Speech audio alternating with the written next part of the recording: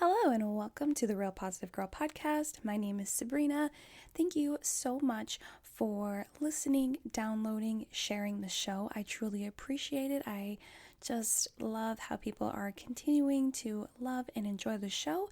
And if you do love and enjoy the show, and if you are able to leave a 5-star review or to just leave some sort of uplifting comment or interesting description of the show from your point of view on whatever podcast platform you listen to the show, I would greatly appreciate it.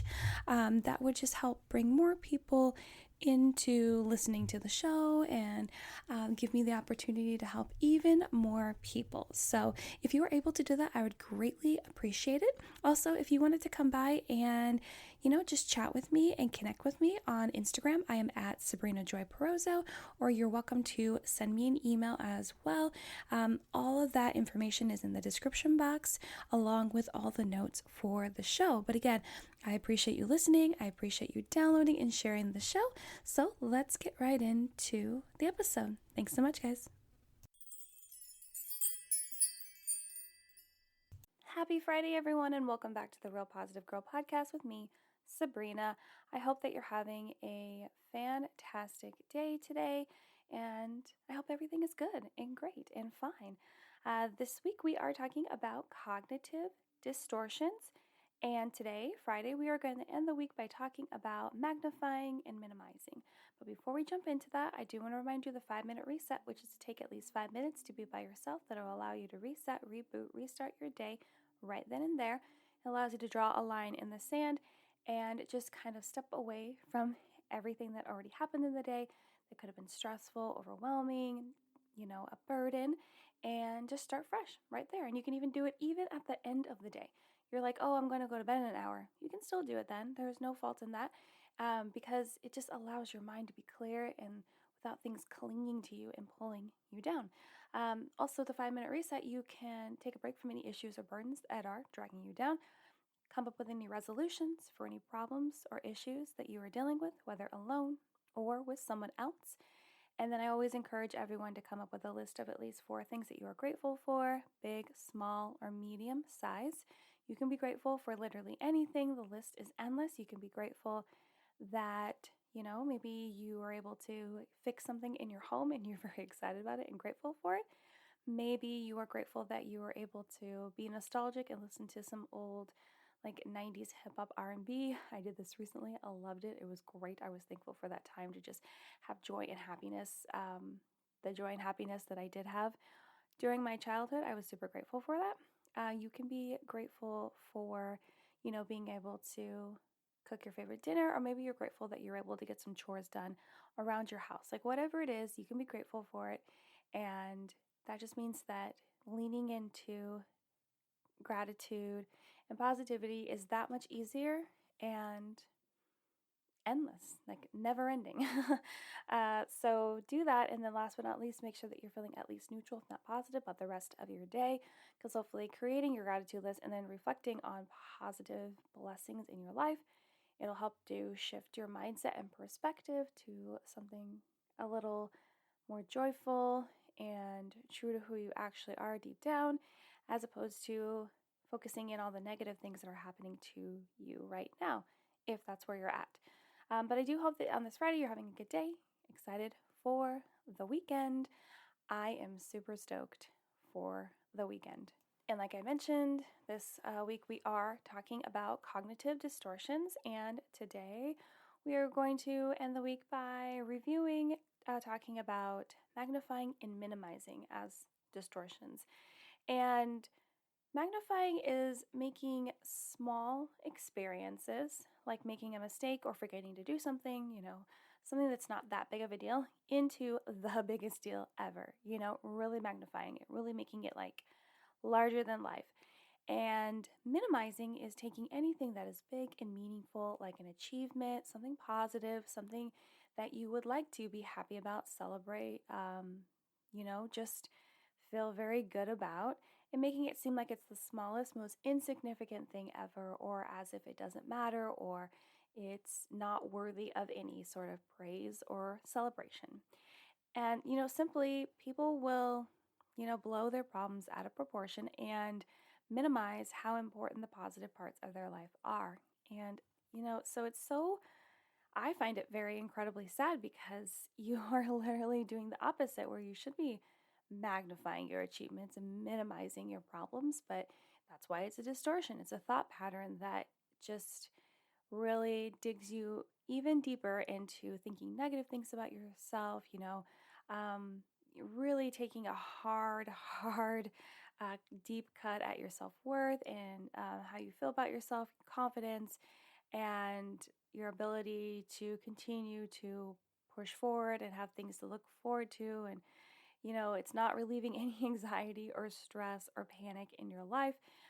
It's just continuing to cut deeper into those things. So, with magnifying, it can be very common for someone to pick apart everything, every tiny thing that may have gone wrong in an experience, like messing up on a speaking engagement or a presentation.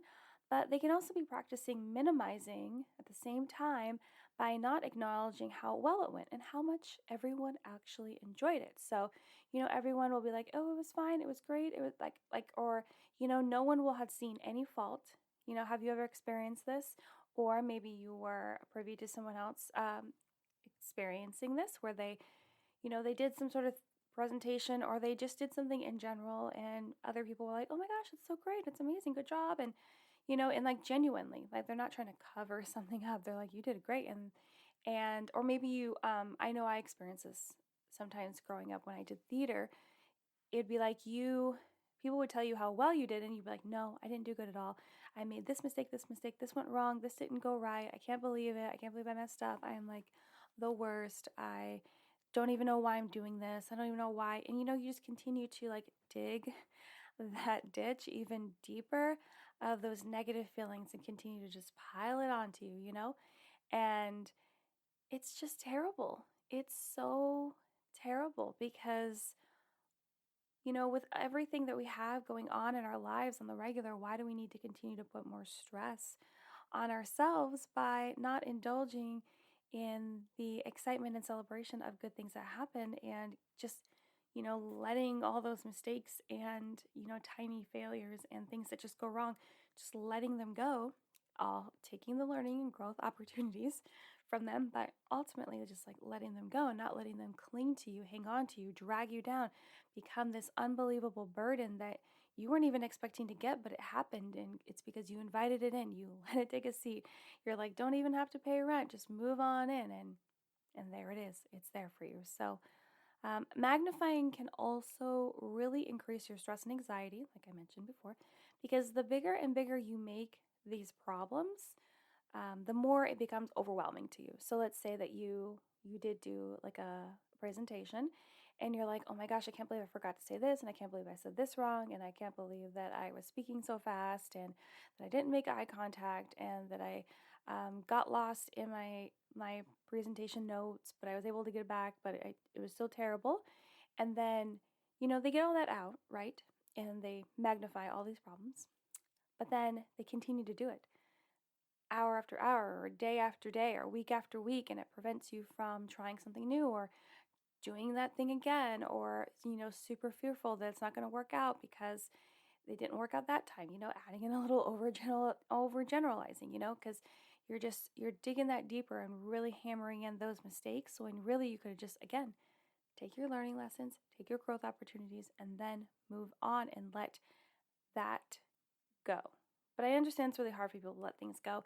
I have trouble with letting things go. I just cling to things. And I was telling my therapist the other day, sometimes when I get really upset, or sometimes when I do make a mistake and I want to let it go, I feel like I'm trying to find my way through like a snowstorm, a blizzard.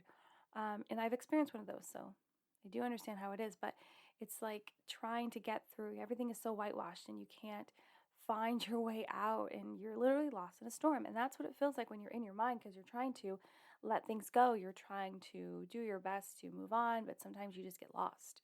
And all you can circle back to is where you started, with magnifying those problems, and just continue to do that more and more and more.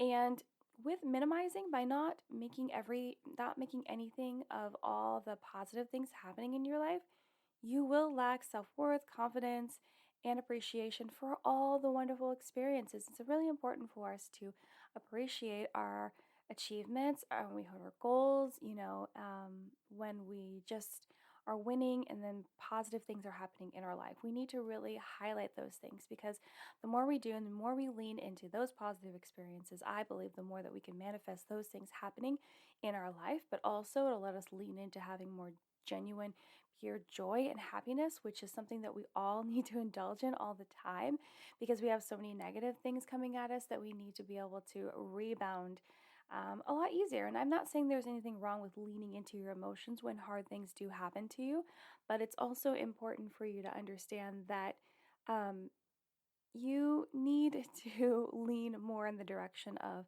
wanting to indulge in happiness and joy, and being grateful. Gratitude is so important. It's something I talk about all the time. But again, it's important for you to highlight those positive, wonderful experiences. And it seems like those suffering from like panic attacks, anxiety, and perfectionism will really, really struggle with both of these, because panic really takes a hold of people. So if you notice all these mistakes or things or failures or whatever you want to identify them as, and you continue to panic that, like, worse consequences will come down after this has happened, like maybe they won't let you speak again, or maybe they will come down on you really hard, or like try to push you out of doing that thing ever again, or and not letting you do other things for the result, and thinking it's just like a domino effect, which is pretty unrealistic. But we can kind of just dive into this pool of negativity and worry and sorrow, and just like do laps in there, and just feel like that's the best place we can really end up. But also it becomes too much to understand, too much to understand, how the panic has got out of control, how these hard, terrible things that these the things that you would classify as hard and terrible, and failures and mistakes, you're making them so big that it's hard for you to understand how you can get past them, because you've blown them up to like billboard size, and it's like you've created your own personal barrier to the rest of your life. Do you know what I mean? So it's hard.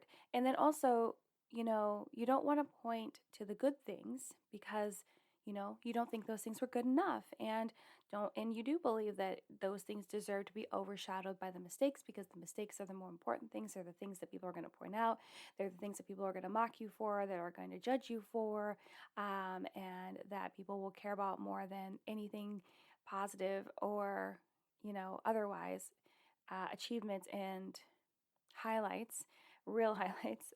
You don't think anyone's going to care about those, and you don't think that you deserve to even celebrate those things, because you're making mistakes. You see how perfectionism can really dig its heels in here?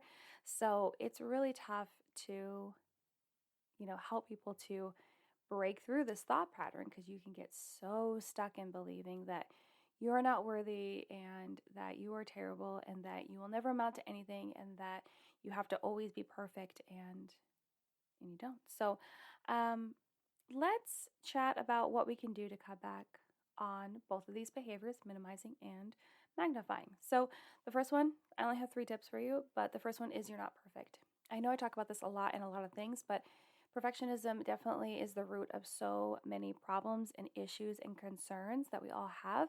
But you're not perfect, and you don't have to be perfect, and it's okay to make mistakes, and it's okay to have failures. And I know that I've said this a lot, but there is no harm in hearing it again. There's no harm in me repeating it, even if it was every single episode. I'm here to reassure you and to encourage you and inspire you to know that it's okay to make mistakes. It's okay to fail. It's okay to forget. It's okay to not understand something the first time. It's okay to slip up. It's okay to not want to do something even though someone really wants you to do it, or that it's a responsibility that you have to do. It's fine that you don't want to. You don't have to want to do everything. You don't have to be perfect. You don't have to be on your toes for every single thing. It's not necessary. I know it feels necessary, and I know you feel like you are responsible for so many things that are overwhelming, and you feel like people are counting on you, and you don't want to fail them, but you won't, because you humans are not perfect. They just aren't. We all struggle with our own things. We all fall short all the time, you know? And that's okay. And honestly, by trying to continue to, bolster this personality of being perfect, you're really setting yourself up for even bigger failure every single time, because you're kind of like continuing to push your expectations so high that one day you're going to trip and fall, and you have a long way to fall. So it's better for you to just come down a little bit, realize that you can live life more comfortably, easier, happier, if you just accept that you're not perfect and it's okay to make mistakes. They actually help us grow and change and learn and become our better selves. Tip number 2, you're worthy of praise and acknowledgement. You really are. I know that can be hard to hear. It's hard for me to hear. Like anytime someone's like, oh my gosh, good job, I'm just like, thanks, but I feel super awkward. I feel super awkward receiving compliments. It's really hard for me because I do struggle from being a perfectionist, but I will usually just try to hold my breath, and I will say thank you, and I will be appreciative, and I will think about it later. And sometimes I will bash myself and be like, I can't believe that they would think this about me. Like, I'm not worthy of that. I don't deserve that. You need to cut those thoughts out. And that is something I've been working on myself too. I need to be like, wow, why would they go out of their way to tell you that thing if they didn't mean it? And even if they didn't mean it, they still said it to you, and you should still take it. Give them grace as the positive feedback that they wanted to give you, right? You cannot like dictate whether or not people can give you positive feedback, and you can't really know, if there's any other malicious intent behind it. You just can't know.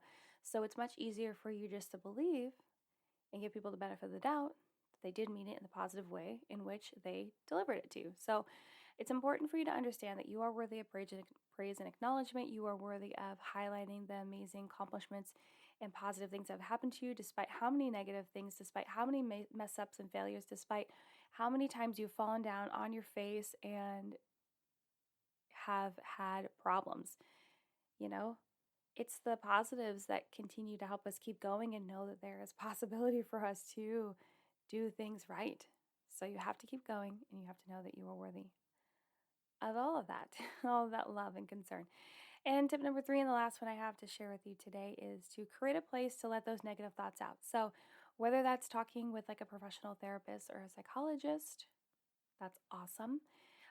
Or maybe you just like have a time that you set aside where maybe you talk to a friend on the phone, or maybe you're just with yourself. Sometimes I will talk to myself in like a quiet room, the door closed, so I don't seem like I'm crazy, which you're not crazy by doing that. It's just that my husband will peek in and make a joke, and it kind of disrupts my flow. So, but find a quiet room in your house, even if it's in the bathroom, lock the door, and just kind of like have word vomit of everything, all the panic and the negativity that you're feeling, and get it out, and then reset your mind right from there. You can do the 5-minute reset right there. And or just like tell yourself that, okay, I've got it all out. I'm trying to physically get it out of my body. And now I'm going to go in with a positive mindset. I'm going to change my perspective, and I'm going to believe that it's going to be okay, and that things are better than I am currently perceiving them. Another thing to do that's really common is having like a panic journal. So if you have the panic or you have the negative feelings, you can write them down. And then what could also be helpful is having a list of good and bad. What's the good in this? What's the bad in this thing that you're worried about, or that's troubling you or causing you panic and stress and anxiety and wanting to tap into your perfectionism tendencies? Just write them down, get them out. If you are able to get these emotions out of you and then examine them and understand that there's words and opinions and not something that has to be life altering or changing, it's a lot easier for you to move on, let go, and get back on that road to becoming your best self. So try those out and let me know if they work. But that's all I have to tell you guys today. Thank you so much for listening to the Real Positive Girl podcast. Again, my name is Sabrina. Reminder, next week there are no new shows, no new episodes. I will be back the week after, which I believe is the 16th. Let me do a little checkaroo. My computer. It's the 15th. So I will be back, episodes will be back on the 15th. And then that week will actually be the anniversary of the show starting a year ago. But we probably won't do any real celebration, maybe that Friday or the week after. But I'm very excited. And I think that, so just again, no new episodes next week. We'll return on the 15th because I'm going on vacation. And if you want to follow along with that and any other reminders and any other fun things, encouraging things, motivating things, you are welcome to follow me on Instagram at @SabrinaJoyPerozzo or send me an email with any questions, comments, concerns, prayer requests, feedback, topic suggestions, or just to say hey, hi, and hello to you. Come send me a DM. Come say hi. Come hang out, I am trying to figure out things that I could send people. All I can think of now is just like Starbucks e-cards for you to go buy yourself a drink or a snack or something like that for coming and saying hi to me. And I'm just trying to randomly pick a couple people that do that each time, just so I can show you my gratitude for you actually coming and connecting with me, which I love and enjoy. So, okay, you guys, well, I hope you have a great weekend. I hope it's fantastic. I will see you in a little over a week's time. But have a good one, and I'll see you next time. Bye.